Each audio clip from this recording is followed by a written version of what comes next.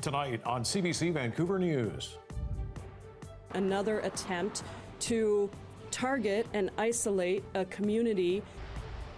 Condemning the long detentions of Iranians at the Blaine border crossing. Also, I feel angry, really angry, because they lied to me. Homestay hell, the warning from Chinese international students. And cars are standing, they're waiting. When I was on the bus, we had to wait to filter through it. months of slow crawling traffic on an already congested thoroughfare. This is CBC Vancouver News.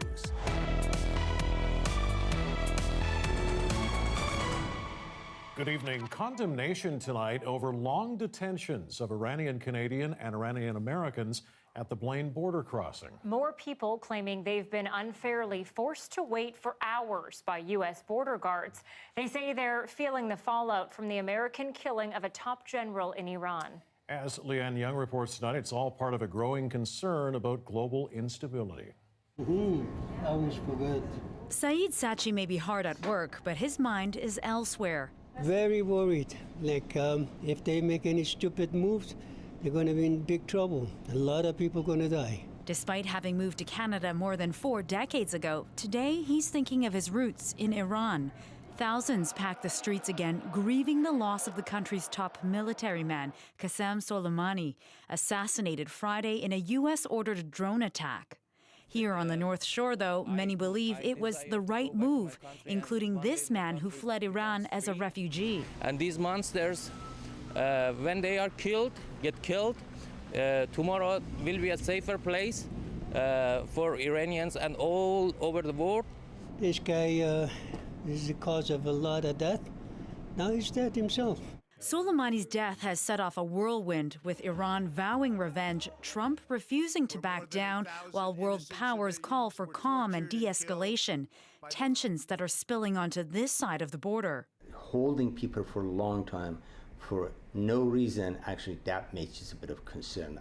This immigration consultant says he's had calls from Iranian Canadians crossing the border saying they were held and questioned for an unusually long time, something that also happened to this BC man yesterday. I told the officer, this is called discrimination. And this mother and her family, when she tried to come into Canada after a ski trip, she holds passports from Canada, U.S. and Iran. I'm here today because of my kids. They shouldn't experience such thing. They are U.S. citizens. This appears to be another attempt to target and isolate a community that very much is part of our fabric, our social fabric. U.S. Congresswoman Pramila Jayapal condemned the actions, saying witnesses told her more than 60 Iranian Americans were detained for up to 12 hours. In a statement earlier, U.S. Customs says there was no directive of the sort. Instead, processing times are the result of the current circumstances, including staffing levels, volume of traffic, and threat posture. Still, it's enough to discourage Sachi from taking a stab at visiting the U.S. anytime soon. I'm definitely not going to do it now because I got a big mouth and I can get myself into trouble. Instead, it's heads down and a hope for peace for all countries involved. Leanne Young, CBC News, North Vancouver. Well, it's not just the wet, miserable weather Vancouver drivers are dealing with as they try to navigate the city's already congested streets. Yeah, work to replace an aging water main along one of Vancouver's busiest thoroughfares started this morning. CBC's Vancouver News at 11 host Dan Burrett is here live. So, Dan, how long is this going to take? Until at least mid-April, Anita and Mike. So be prepared to wait. Georgia Street between Thurlow and Howe is going to be squeezed from 6 lanes down to 3, 2 westbound and 1 eastbound. Parking is also going to be removed on the north side of Georgia, and there will be some pedestrian detours. All of this is to replace a 100-year-old water main that's hit the end of its life, and the city does not want to have a repeat of this. In September, part of that water main broke, sending a geyser of water and rock shooting into the air, as you can see. The city says the new water main is set to last about a century and will be more resilient against earthquakes. But this piece of pipe, 350 meters, is a fraction of the 300 kilometers of pipe that will need to be replaced eventually. It's going to take many years to replace all, because if we're doing about 15 kilometers a year, we're looking at probably another 25, 30 years to get to it. And then you got to start all over with the rest of it. Yeah, we'll be continuing. It will never end.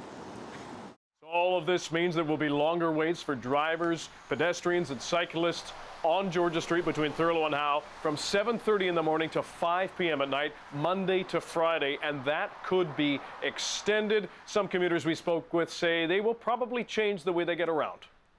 Taking my bike or walking instead, or taking public transit. But even then, it's still the public transit is taking a lot more time than I used to. It affects me. So probably people who are coming, and I think so majority of the people who comes like in the evening, they go back to the Lionsgate Bridge or anywhere, they are definitely affected. And I could see a lot of lines, cars are standing, they're waiting. Yep. It was when coming on the bus this way that you have to move over and all that, so one of those things, I guess, with things get old and whatever, like me.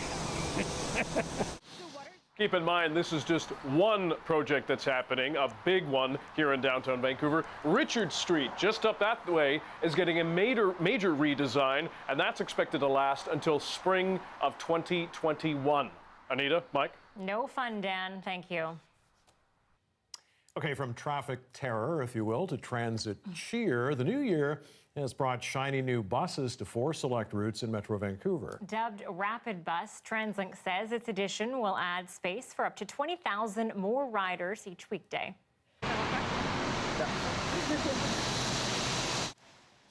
The service also promises to be 20% faster than local bus service, all thanks to fewer stops, bus-only lanes, and signal priority at lights. But does the claim stack up? Rafferty Baker and Justin McElroy put it to the test. Take a look.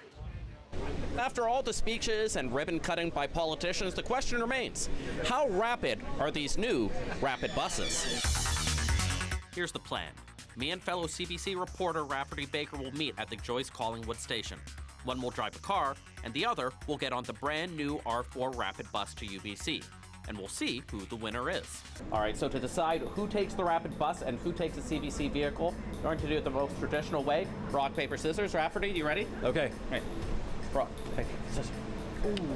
So what does that mean? So that means I get to take the CBC vehicle. You drive, I'm on the bus. You get to see how rapid the rapid bus is. Well, we'll see then. What do you think? Well, hey, I take a little offense to the fact that the loser gets the bus, but I think you've got a good shot on the bus. I really do. It's a lot faster. All right, let's find out. See you later. Free ride, I guess, today here. We're just getting underway on the bus here, and I've even got a seat, so we're off to a great start. I can see Justin in the distance there. We're at Main Street, and there's not a rapid bus to be seen in the distance here. Rafferty with a big lead. How big? We're moving along pretty well so far, and I haven't seen Justin pass us yet, so we're doing pretty well here. Well, I'm watching a lot of cars pass us pretty quickly here, but I still haven't seen the CBC vehicle, so I think we're still out in front here at this point. The R4 is in our sights. We have just passed Granville. We have an opportunity, neck and neck. So the CBC truck just passed us now, so that's it. We're well into the trip, and they've only now caught up. All right, we're on our final stretch to UBC. Haven't seen Rafferty and that rapid bus for a while. My big hope here is that they've struggled to find parking. If they can stumble at the end here, I think I have a chance to catch up. We first have to park at UBC and meet them up, so we'll see by how much we beat them at the end. It could be pretty close. All right, this is UBC, thank you, sir. And I don't see them anywhere here.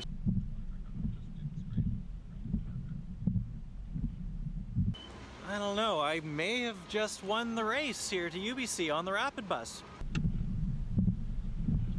All right, I can see Justin coming along here, so I think I'm claiming the victory. The legitimacy of this victory. We had parking problems. We clearly got here ahead of time. Oh, that's interesting because I just got off the bus and there was no one here from CBC, so I think that's a victory for the rapid line, number R4. Well done. We'll talk about parking problems. I have to throw Justin under the bus here. Turns out Justin had to get out, and our photographer Ben, who was sitting in passenger, had to parallel park for Justin. So that took a little bit so of... it would have taken them even more time Yeah. then. That's the parking and walking there. But pretty close, all in all. Pretty close. Yeah. There you go for the Rapid Bus.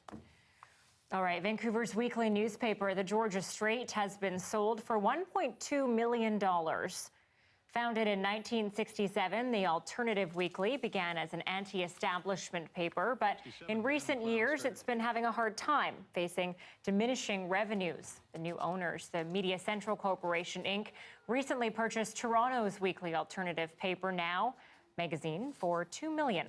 The Georgia Straight currently has an estimated 2.7 million readers of its print edition and another 1.8 million readers online. An 18-year-old man is recovering in hospital tonight after being shot in the leg last night in Burnaby. RCMP say the victim was one of 3 men traveling in a car that was targeted in the shooting. It happened last night on Willingdon Avenue near Burke Street at about 10:30. Police say the men were driving in a gray Suzuki when a white sedan pulled up beside them and started shooting. All 3 in the targeted car are known to police. A woman charged with running over 2 Burnaby construction flaggers with her SUV more than 2 years ago has been found not criminally responsible. One woman managing traffic was run over and went to the hospital with head injuries. A second flagger was hit a short time later but not seriously injured. The decision finds that 38-year-old Brenda Umi Orege would not be able to stand trial due to a mental disorder. She had been charged with dangerous driving, causing bodily harm, and assault with a weapon.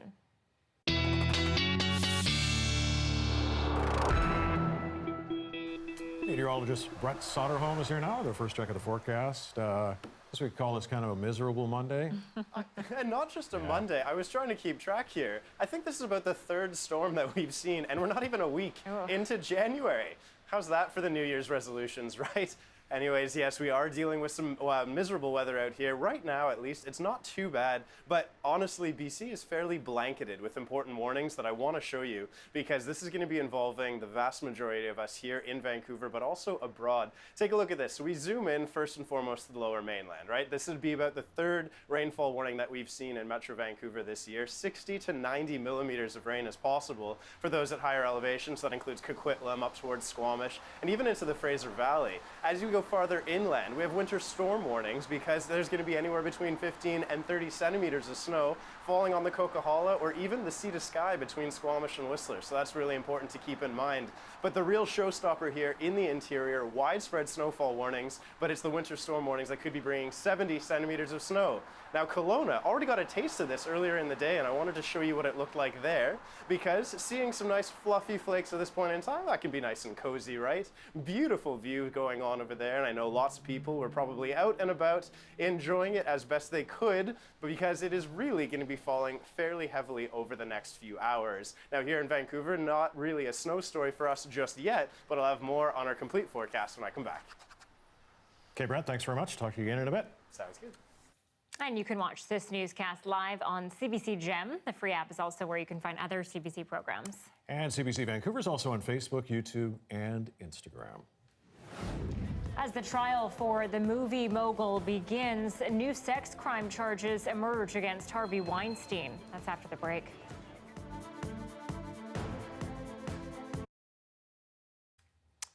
Hi there. Thanks for staying with us online during the ad-free break. Yes. Okay. They're called the January blues. You may be. You're feeling it? Maybe a little bit. Those days that fall after the holiday season and come with a side of what's known as situational depression. But as Deborah Goebel reports, mental health experts say this time of year doesn't have to be all bad. Freedom's just another word for nothing left to lose. A gloomy day in early January, and it's perfectly normal to feel a little blue.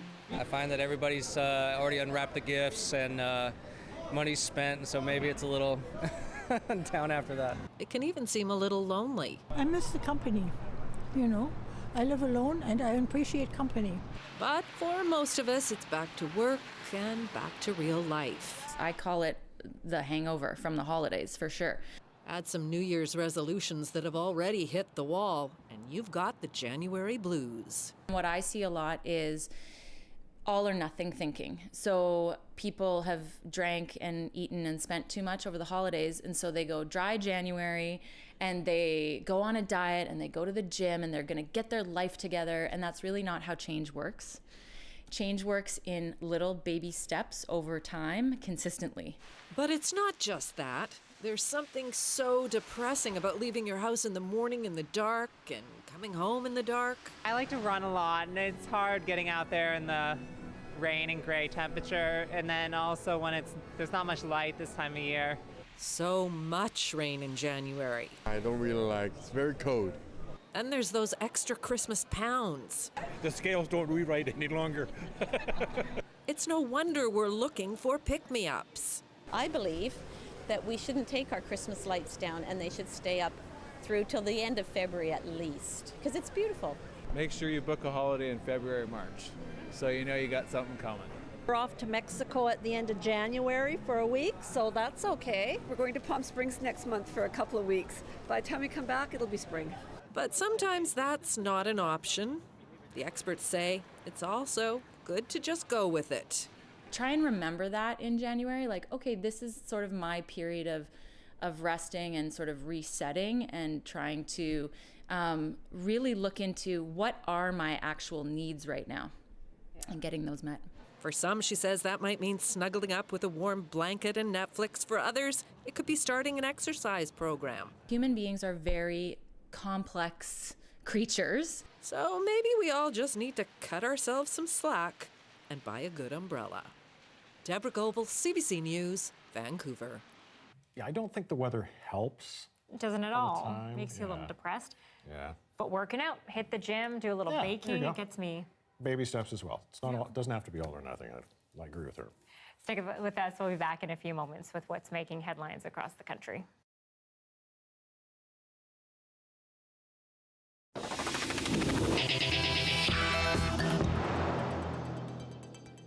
As the trial for Harvey Weinstein got underway today, the Hollywood mogul was hit with more sex crimes charges. The new allegations come from two women during Oscar week in 2013, but Weinstein still faces accusations from dozens of others. CBC's Stephen D'Souza was in the courtroom today, 2 years after the Me Too movement began.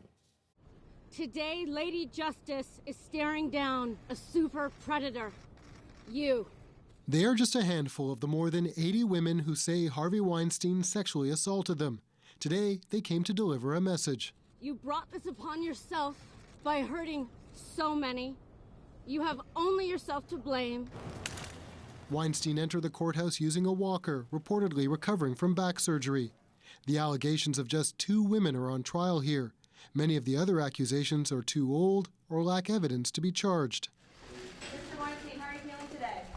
Weinstein has pleaded not guilty to charges of rape and predatory sexual assault relating to alleged incidents in 2006 and 2013.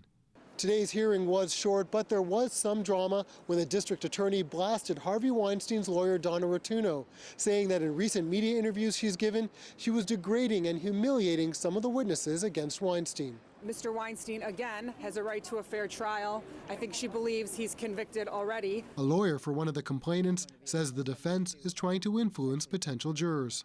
Well, I think she was trying to have an impact on the jury pool by making insinuations about witnesses and trying to undermine their credibility. Jury selection begins tomorrow.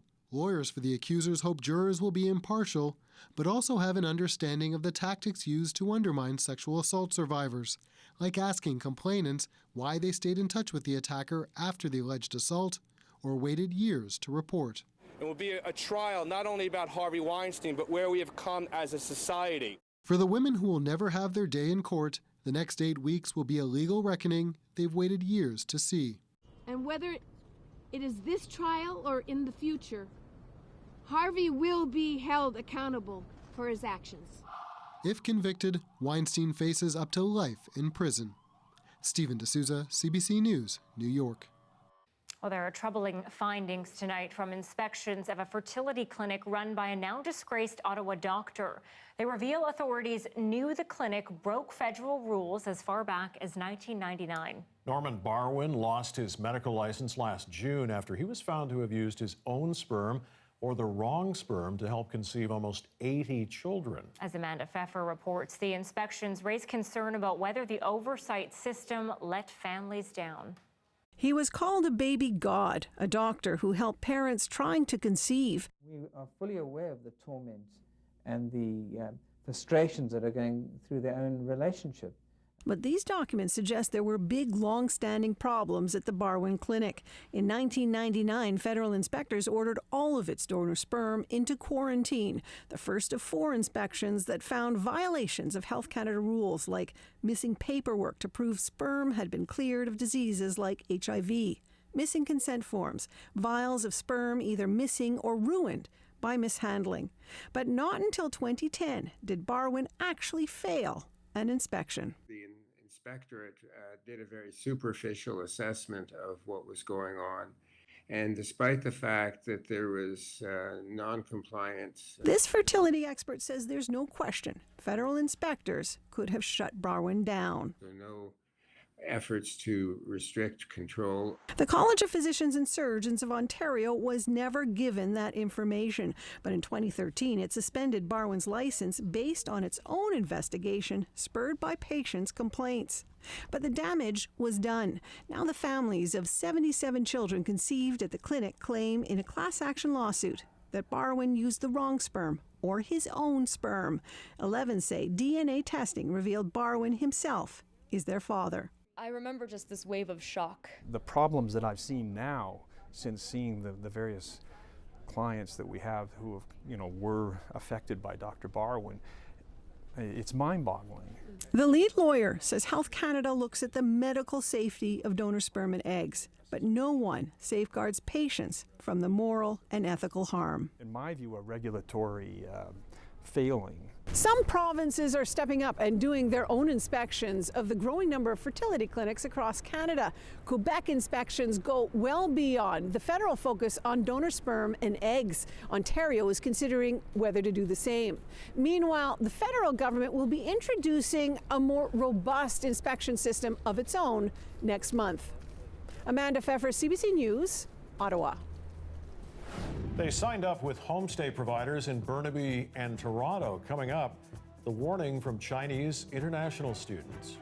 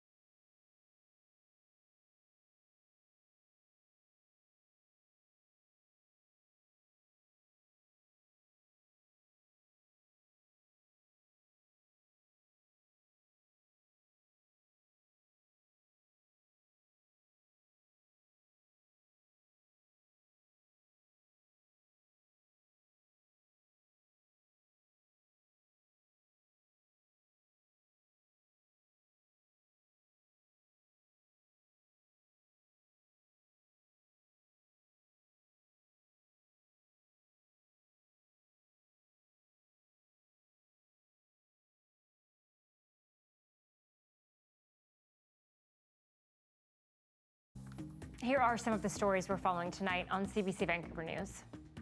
This appears to be another attempt to target and isolate a community that very much is part of our social fabric. Why were Iranian Americans and Canadians detained for hours at the U.S. border in Blaine, Washington? U.S. lawmakers and activists are demanding answers. Driving has become a lot worse. That's what it's going to be, is a big holdup. Expect frustration for months as a 100-year-old water main gets replaced on the already congested Georgia Street in downtown Vancouver. Lanes will be reduced on West Georgia between Howe and Thurlow until the project is done in mid-April. Well, they came to our country to study and learn English. But tonight, the young Chinese international students and their parents have a warning for others planning to make the trip. As Lisa Xing reports, they're telling horror stories about their homestays in Burnaby and Toronto. This house looks like any other in this quiet North York neighborhood. But some of the families of international students who've lived here say looks can be deceiving. The homeowner, Fiona Liu, runs a homestay hosting Chinese teens who've come to Toronto to study. Several parents of those students are accusing her of taking advantage of them, including the mother of Angel An. The 15-year-old moved here from Beijing to attend high school in the fall of 2018.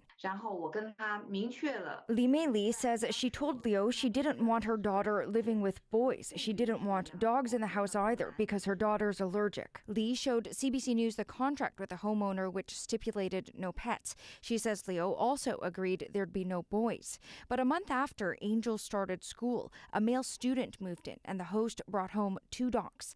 Li says her daughter's allergies flared up and says Angel quit from the stress and moved back to China 4 months before her rental contract was up. Li says she really regrets choosing that homestay. CBC News spoke with 6 other families who had similar experiences with Liu and her daughter, Tiff Lei, who hosted international students at this house in Burnaby, BC. She gave us all expired some food. Oswald Lee says he lived with Lei for 6 months before moving out. She was enjoying her some kind of like steaks or something like apat with her husband. He and other students who lived in the home told CBC News they were sent photos of the nutritious food they would be provided, but the meals they were actually served were leftovers or bad quality. The director of a settlement agency in China who helped Li find a place in Burnaby says several of the students he placed with Fiona Liu and her daughter were told the home was a 5 to 15-minute walk from their schools. When they arrived, they found out that walk was more than an hour. I feel angry. Really angry because they lied to me. And right now, the students is really, really young. And they lied to them. On multiple occasions, I've tried to get in contact with the homeowners, including Fiona, who lives in this house here. I've called, I've texted, left messages, as well as emails, but no response. So today, we're going to try and see if anyone's home. No one answers, but we caught up with a student who said one of her roommates has run into issues. Every homestay, every chamber should have a room, but his room was covered by a carpet. There's no door. There's no door.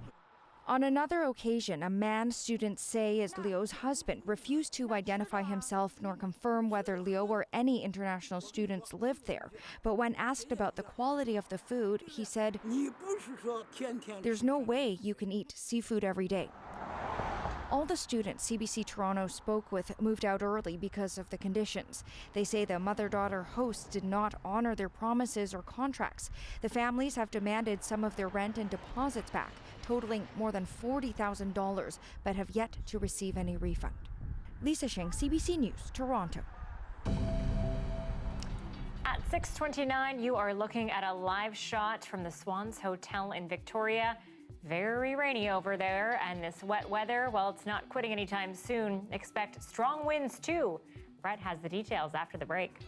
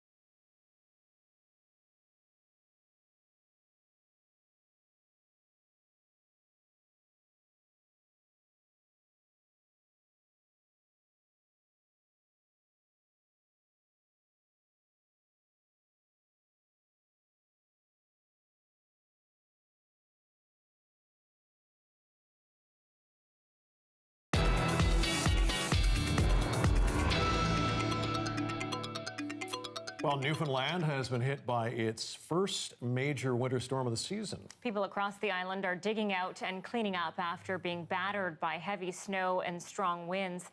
The CBC's Zach Gowdy hit the streets today to see how they've been managing. If you were one of the few who had to go to work in St. John's, then this is how the day began. The snowstorm raged all night and was still coming down just before dawn. City streets were buried, people's driveways buried deeper. Most people woke up to good news, no work and no school. But there was still a job to do. You've got your work cut out for you, I see. Yeah, it's a bit of exercise, a change from a walk in the morning, but it's all good. No use getting upset. You got to learn to love it. Speaking of learning, you had a really interesting technique there with the little chop first. You want to sort of explain your snow shoveling method? Try and form a cube, and heaviest one you can lift and chuck it as far as you darn well can. I was going to use a bad word, but we could have bleeped it. Just how bad a word? How deep is the snow? By midday, the official tally was 40 centimeters, but at the end of the driveway, where it really counts, we measured twice that.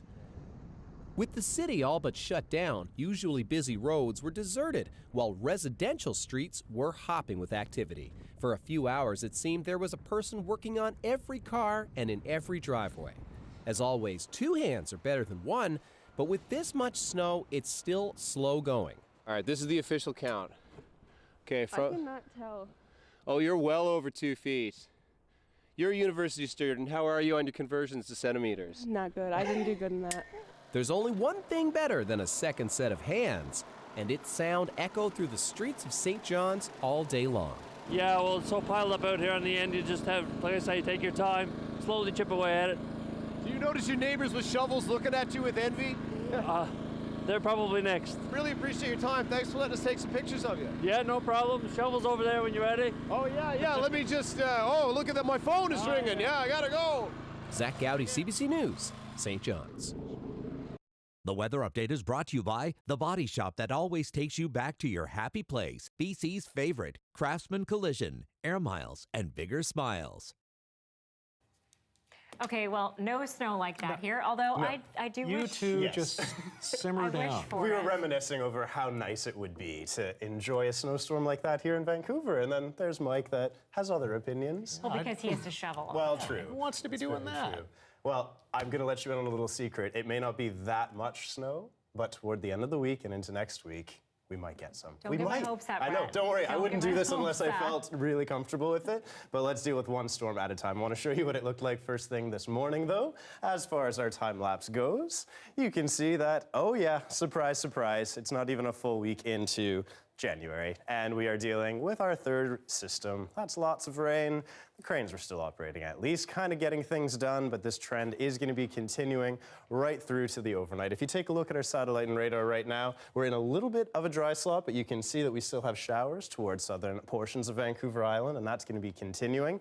And as we get into the overnight, watch this. Over the next few hours, yeah, we're going right from our green, which is light rain, straight to orange. This is going to be some heavy rain for later on tonight between 10 o'clock, maybe 2 o'clock in the morning, and that's going to be carrying on right through first thing in the morning tomorrow as you're going to be getting going throughout your day, and expect that to just be the story for Tuesday. So not a lot of relief in sight there. In terms of our rainfall totals, there's going to be quite a difference depending on where you are elevation-wise. See how places, say, like Maple Ridge and Coquitlam, we could easily be getting 90 millimeters of rain there, whereas closer to Vancouver downtown, that would be in the 30 to 50 mark. Now, one thing to be mentioning, it's not just a rain story across BC. Snow is the dominant story. I did mention that a little bit earlier with multiple winter storm warnings in effect.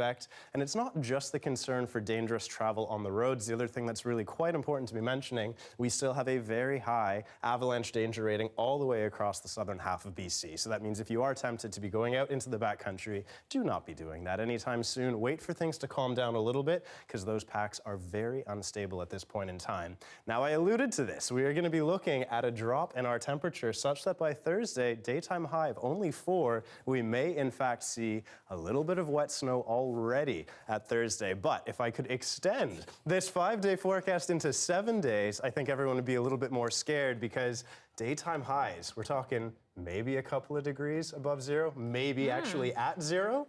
So we're going to wait and see. But personally, I'm getting excited for that. Well, if it brings Think it'll snow, be fun. although I don't love the wet snow. No, I not the just wet snow. snowflake. Doesn't count. I wish I could help with that. We'll see what I can do. There you go. All right. Okay, Brett, if I asked you to make me a Maple Leafs cake, what would you design? Oh, like the logo? Like the hockey team, right? That's what you'd think. We all know right? the logo, very famous. Sure, The that's Maple probably Leafs, what I do. Toronto Maple Leafs. Yeah. That's exactly what a Leafs fan from Quebec wanted for his birthday. 8-year-old Jacob is a big Leafs fan, and he's already had the cake before. But this year, when his family picked up its order, that's what they got. Oh, my goodness. Look at that!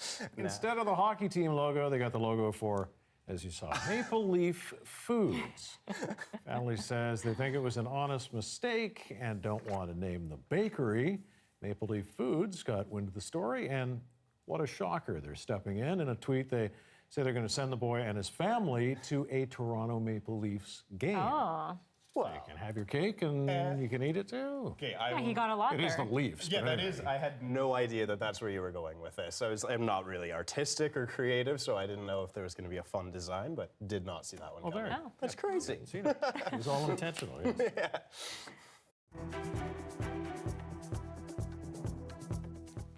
Rain and cooler temperatures are providing a bit of relief from the devastating wildfires in Australia. Coming up, how the government is promising to help residents and businesses recover.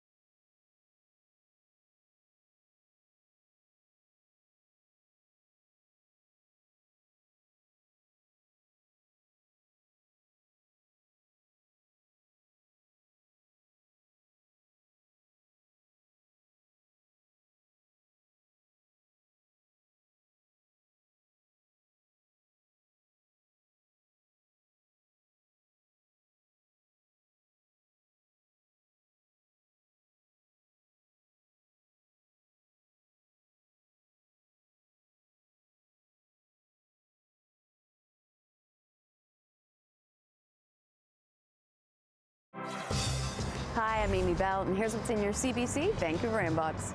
CBC Vancouver is a proud sponsor of the Push International Performing Arts Festival.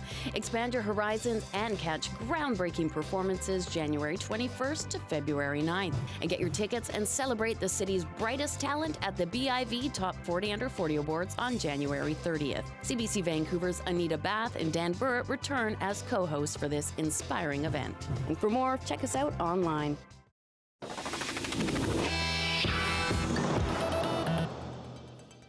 Thousands of mourners packed Tehran's streets today for a funeral procession for Iranian General Qasem Soleimani. He was killed last week in a drone strike ordered by Donald Trump. As the CBC's Margaret Evans shows us, the ceremony saw tears and vows of violence from political leaders and everyday Iranians alike. The streets of Tehran, viewed from above, swollen and undulating. as Iran bid its farewell to Qasem Soleimani, all things to all people, spy master, military tactician, a national hero to many, a murderer to others. Either way, the impact of his assassination is rippling right across the Middle East. On the ground, there were tears from Iran's supreme leader, Ayatollah Ali Khamenei, his cherished lieutenant dead at the hands of the Americans. And from Soleimani's daughter, there were promises of revenge. My father's martyrdom has led to a greater awakening of people's consciousness, she said. It will bring about dark days for them and flatten their spider webs. Soleimani had plenty of his own spider webs under his belt, the chief strategist behind Iran's involvement in Iraq, Syria, Lebanon, and beyond. Among his latest acts were said to be the brutal crackdowns on the protests that have grown up against corrupt governments in Baghdad and Tehran. The streets now, though, are echoing with chants of death to America. At NATO headquarters today in Brussels, calls to calm the situation. The alliance's mission in Iraq uncertain after Iraqi parliamentarians demanded U.S. troops and their allies leave. At our meeting today, allies called for restraint and de-escalation. A new conflict would be in no one's interest. It's still too early to judge just what the fallout from this assassination will be, but Iran will be working very hard to transform Soleimani's death into a call to arms. Margaret Evans, CBC News, Beirut. And in Washington, the Soleimani killing has caused confusion and concern. But as Susan Ormiston tells us, not, it seems, from Donald Trump. We are happy to have here with us the President of the United States. Facing an escalating crisis, President Trump chose Rush Limbaugh's call-in show to defend killing Soleimani. He's a terrorist. He was designated a terrorist by President Obama, and then Obama did nothing about it. But outside of that, few answers from the White House on deeply puzzling questions. If the killing of Soleimani was designed to deter further attacks, has the Trump administration in fact provoked them? It's that tension between Trump, who wants to be the tough guy, who wants to have these dramatic steps, who wants to undo everything that President Obama did, and the Trump who doesn't want to go to war. That clash has just played out.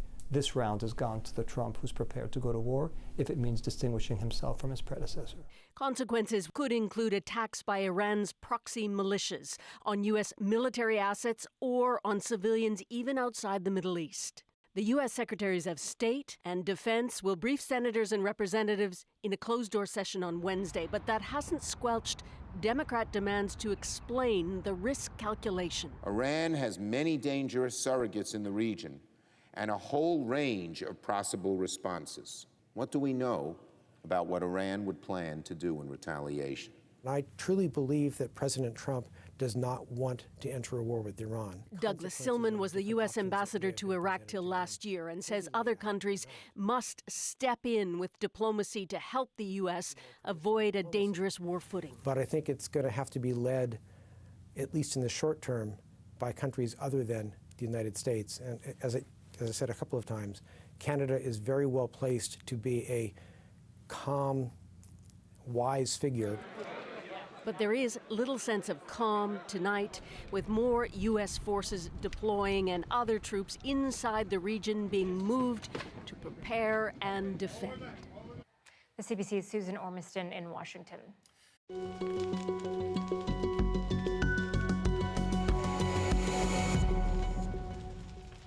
Well, thousands of people are homeless because of those raging wildfires in Australia. Entire towns have burned to the ground, 2,000 homes destroyed. There have been 24 deaths, and the CBC's David Common is on the ground tonight looking at the devastation people have been faced with.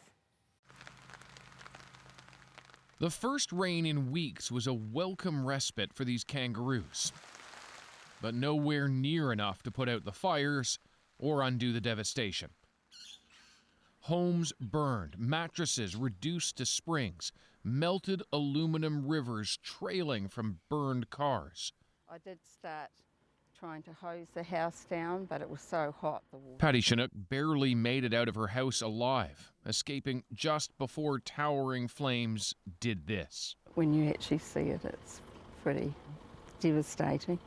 And me, like a lot of my neighbours, we've all lost our homes, and most of us have lost everything.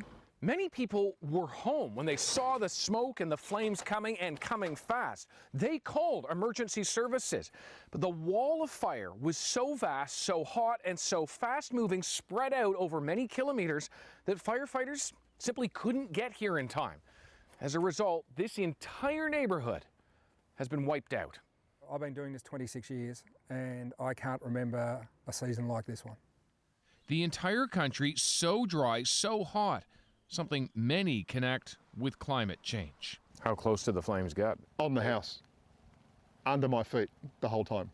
Wayne Horsfall and his family saw the flames and stood firm. Everything that you can see that's got black on it was on fire at the same time. The fire was as high as that gum tree, and all the trees around the fire, it was a wall of flame. Even those barely kept back 20-meter flames, burning his cars and trees, and yet his home's been spared. Obviously, you think, as loudly as you can think, wow. But that relief is not shared by everyone. Across the country, entire towns have been burned off the map. Perhaps most horrifying, they won't be the last. David Common, CBC News, Lake Conjola, Australia. And as you just heard in David's piece, the fires in Australia have been raising concerns about the effects of climate change. As Simon Nakanashny reports, thousands of kilometers from his Vancouver home, Canada's Environment Minister is facing questions about his government's actions on the issue. So what you have is a complete... This 275-kilogram box may be black on the outside, but on the inside, it's green. It can be installed in heavy vehicles like garbage trucks. When idling, the device cuts the diesel motor and switches over to battery power. The company that makes it says it reduces fuel use by 15 to 35%. We are very optimistic because right now we have a solution that can be applied today. It's the kind of green tech Jonathan Wilkinson is keen on. The new federal environment minister is in Montreal today, meeting with leaders in the sector, including F&Co. Certainly, Quebecers have shown leadership with respect to the climate file, and I think it's important to be here to engage a conversation about how we can work together to do more. The Liberals have promised to achieve net zero greenhouse gas emissions by 2050, in part because of gizmos like this. Greenpeace says that's great, but the government should stop sending mixed messages on the environment file, like when they bought the Trans Mountain Pipeline. We have to take all that money and put it into saving the planet. If you look at what's happening in Australia right now, that's the kind of future which is the world is heading towards by continuing down this kind of like, okay, we're going to do a couple more fossil fuel projects. The minister insists pipelines are not inconsistent with Canada's climate targets. But environmentalists say when it comes to fossil fuel emissions, it's time for Ottawa to stop idling and shift into reverse. Simon Nakaneshny, CBC News, Montreal. Police are trying to find the owner of a dog abandoned in the suburbs of Toronto this weekend. It was discovered zipped up in a suitcase near a walking trail. As Nick Boisvert shows us, she survived the ordeal thanks to some very good timing. With the help of some dried liver treats, the newest resident at Toronto's Etobicoke Animal Shelter is settling in. You know what, I think she's doing pretty good. Physically, she looks pretty good. She's eating well. Not bad considering how she landed here. When you think about where she was Saturday morning and that she's here now, what are the odds? Her luck, obviously, she struck the jackpot when they found her in the park that day. On Saturday morning, some joggers happened across a suitcase on a remote trail in Lambton Park. It was fully zipped up and moving. When they opened it, they found a female Jack Russell mix, scared but alive. She's believed to be around 5 to 7 years old. After finding the suitcase and the dog on Saturday, the joggers discovered what they think were drag marks. That led them up this hill and to the back parking lot of the Lambton Arena. The trail ended here, so the joggers turned her in to animal services. Since then, the story has exploded on social media. On Facebook alone, it's got more than 20,000 shares, with more than a few commenters asking how they can bring her home. We're going to help her, and she will find a home, whether it's directly through us or through a rescue group. She will find someone to love and adopt her and get the second chance that she deserves. Animal Services typically charges a $50 surrender fee to pet owners, but they can waive that charge in some cases. People should just know that if they are in a situation where they find they can no longer care for the pet, this is not the answer. As for that previous owner, police are investigating the case. The dog was located without any tag or ID, so someone is missing this dog. We'd appreciate that if they'd contact police. For now, the dog is safe at the shelter for at least the next 5 days. Then the city begins her much-anticipated adoption process. Nick Boisvert, CBC News, Toronto. Well, a scathing host, impassioned appeals, and history-making wins. Coming up, everything you need to know about the Golden Globes.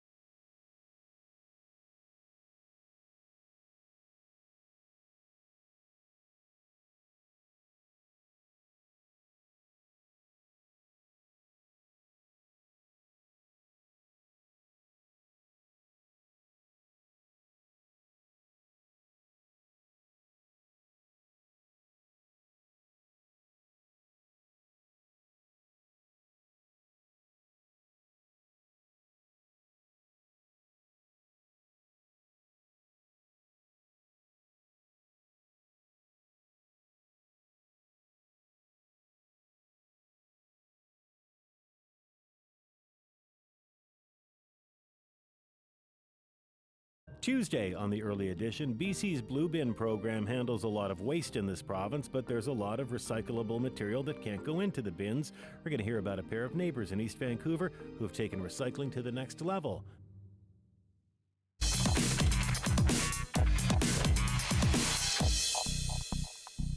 Yes, indeed. Award season in Hollywood is now officially underway. Did you catch last night?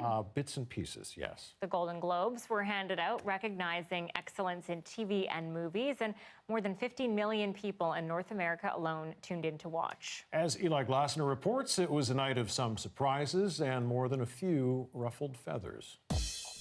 You'll be pleased to know this is the last time I'm hosting these awards, so I don't care anymore. I'm joking. I never did. For his fifth and final time hosting, Ricky Gervais came out with nothing to lose. But you all look lovely, all dolled up. You came here in your limos. I came here in a limo tonight, and the license plate was made by Felicity Huffman. So, no. Shush. Reaction quickly became the stuff of memes as Gervais went on to joke about Martin Scorsese's height and Hollywood hypocrisy while plugging his own show. The awards began with TV in the spotlight and Phoebe Waller-Bridge winning for Fleabag, which also won Best Comedy. In the drama category, the savage satire of Succession won the day with Brian Cox taking the Best Actor prize. Hanks returned to the spotlight for the Cecil B. DeMille Award and quickly teared up over his family. A man is... Sorry. Aw. As the focus shifted to film, Awkwafina beat out Jennifer Lopez for her semi-serious performance in the movie The Farewell, but the comedian who made history as the first Asian American winner couldn't resist a quip. This is great. Thank you. If anything, if I fall upon hard times, we can sell this, so that's good. The international journalists who vote for the Globes do march to their own drum, and this led to some surprises, such as Taron Egerton beating out Eddie Murphy for his performance as Elton John in Rocketman. All in all, last night was a bad one for Netflix. The streaming service started with 34 nominations and ended the night with only 2 wins. Meanwhile, Sony's Once Upon a Time in Hollywood took home 3 awards, including Best Supporting, where Brad Pitt ribbed his co-star, Leonardo DiCaprio. He's an all-star, he's a gent, and I wouldn't be here without you, man. I thank you. Still, I would have shared the raft. While The Irishman dazzled critics, including myself, the mob movie was snubbed as the war film 1917 got the Golden Glory, taking home prizes for Best Director and Best Drama. What does that mean for the Oscars? We'll see. Nomination ballots are due tomorrow afternoon. Eli Glasner, CBC News, Toronto. Yeah. Ricky Gervais, I don't know if you saw the beginning. No, I saw parts of it. Well, the best was, you alluded to Tom Hanks' expression, but everybody's expression on each joke was telling. That's part of the best way to cover it, right? So it'll be on YouTube. It must be. I'll have to watch it because I do like him. I'll send you the link. Can you send me the link? I'll send you the link. It'd be too hard for me to find it on my own. I know. All right, you can always find our news program online, cbc.ca/BC. And Dan's here at 11 after the National. Thanks for watching tonight. We'll see you again tomorrow.